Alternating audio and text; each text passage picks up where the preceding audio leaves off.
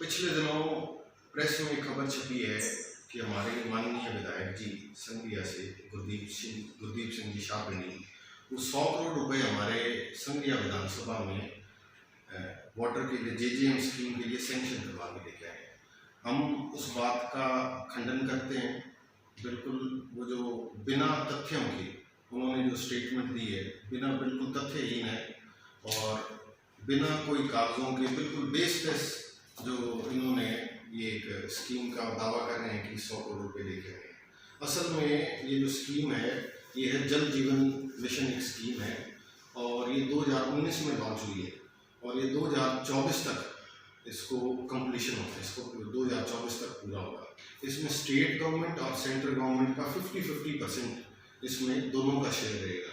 Nodal agency जो है वो स्टेट गवर्नमेंट है और मॉनिटरिंग जो होगी वो सेंट्रल गवर्नमेंट करेगी।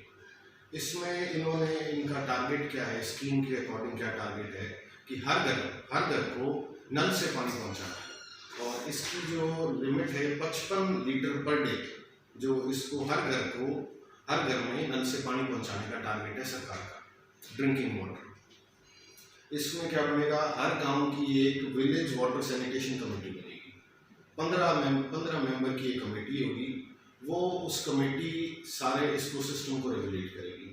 तो उन्हीं के पास पावर होगी और उसको जैसे भी इसका मेंटेनेंस का और रेगुलेशन का जो काम होगा वो कमेटी करेगी। इसमें ना किसी विधायक का ना किसी सांसद का किसी का कोई लेना देना नहीं है। केंद्र सरकार की योजना है और ये जो सिस्टम से जैसे जैसे सरकार जहाँ जो हिंदुस्तान में जो स्टेट्स हैं जहाँ टैप वाटर नहीं मिल रहा है उसके अकॉर्डिंग बजट सेंक्शन हो रहा है।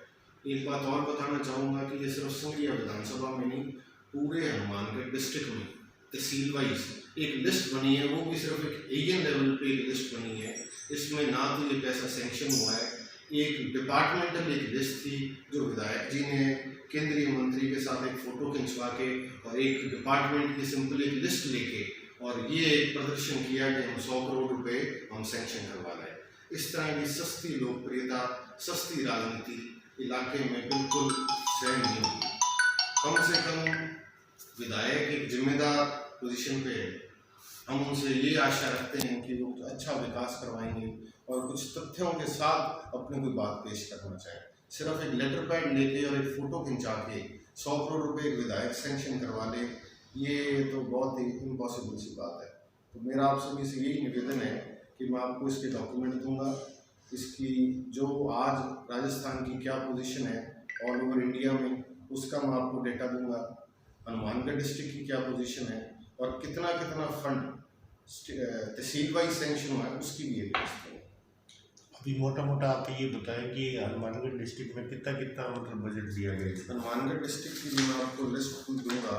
तो हनुमानगढ़ डिस्ट्रिक्ट में जो तहसील बादरा है, तहसील बादरा में 30 गाँव में ये स्कीम लॉन्च भी नहीं हुई है। तो सिर्फ एक डिपार्टमेंट का एस्टीमेट है, ना तो उसमें अभी कोई बजट सेंक्शन हुआ, ना तो उसमें वित्तीय स्वीकृति है और इसमें 188 करोड़ रुपए इन्होंने डिपार्टमेंट ने सेंटर को भेजा है कि इन गाँवों में हमें पानी की 30 गाँव में बादरा यहाँ प्रोजेक्ट्स बनेंगे। बादरा में 188 करोड़ है जी और ये आपका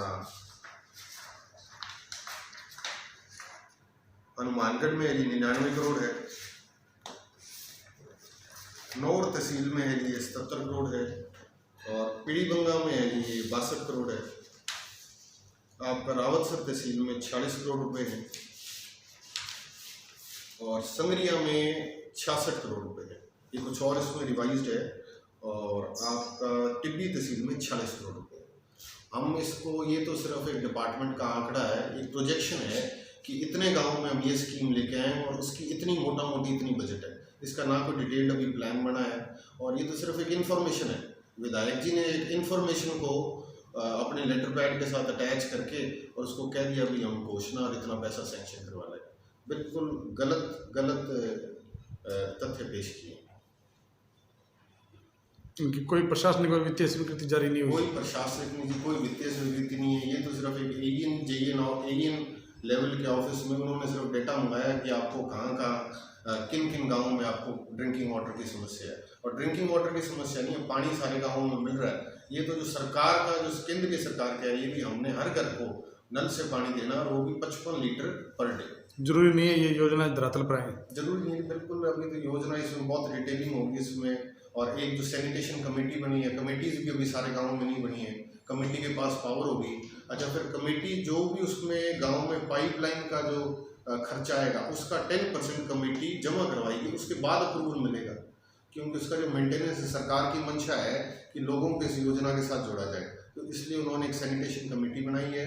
और उसका 10% उन्होंने कहा कि पाइपलाइन का जितना खर्चा आएगा उस गांव में, उसमें 10% आपको अपनी जेब से, मतलब गांव को सहयोग से इकट्ठा करके जमा करवाएंगे, तो आगे इसकी स्वीकृति मिलेगी। तो जो विधायक जी दावा कर रहे हैं कि हमने ये सेक्शन जो करवाया है हमारे एरिया के लिए, तो ये इसके बारे में क्या है? बिल्कुल जी, खोखला दावा है, हास्यास्पद, बिल्कुल एक बनी हुई है, तस्वीर बनी हुई है। और विधायक जी तो मैं समझता हूँ भाई इनको पंचायती राज का तजुर्बा भी है, पूर्व जिला प्रमुख भी रह चुके हैं, पंचायती राज से जुड़े हुए हैं, तो ये इस तरीके की बात कर रहे हैं तो बड़ी अजीबोगरीब है। इसके लिए आप तो पहले कोई प्रयास किए गए थे टिब्बी ब्लॉक के लिए? जो आप टिब्बी ब्लॉक के लिए भी प्रयास, इसमें 1 महीने पहले एक नाईवाला गांव में ये समस्या थी, तो नाईवाला गांव के सरपंच के साथ हम एडीएम टिब्बी से मिले, तो उन्होंने हमें इस योजना के बारे में विस्तृत जानकारी दी।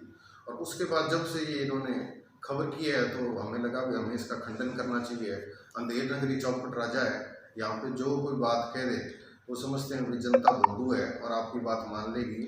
संगरिया का इलाका जागरूक इलाका है, यहाँ के वोटर, यहाँ के लोग जागरूक हैं। और एक आप सोशल मीडिया पे एक स्टेटमेंट दे देते हैं, उससे यहाँ के लोग जनता मानने के लिए तैयार नहीं है। हमें आपसे आशा है, विधायक जी से आशा है कि आप कुछ पॉजिटिव काम करें तो हम भी आपके साथ रहें, इलाके में कोई विकास करें तो सबको साथ लेके चलिए, पर ऐसे खोखले वादे ना करें।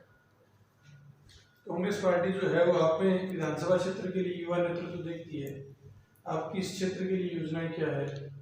योजना ही, मैं तो अभी सिर्फ एक जिला परिषद का इलेक्शन लड़ा हूँ और हमारा निरंतर प्रयास रहेगा पार्टी का, संगठन का, पार्टी को मजबूत करें, संगठन को मजबूत करें। और संगरिया क्षेत्र में तो ढेरों समस्याएं हैं, ऐसा तो है नहीं सर, संगरिया क्षेत्र में तो ढेरों समस्याएं हैं। हेल्थ की प्रॉब्लम है, हेल्थ सेक्टर में आपका हर मामले में, आप गाँव में जो देखिए बेसिक इंफ्रास्ट्रक्चर की बहुत दिक्कतें हैं, एजुकेशन के लिए मामला है, बहुत लंबी चौड़ी समस्याएं हैं, उसका हल करेंगे, जरूर हल करेंगे।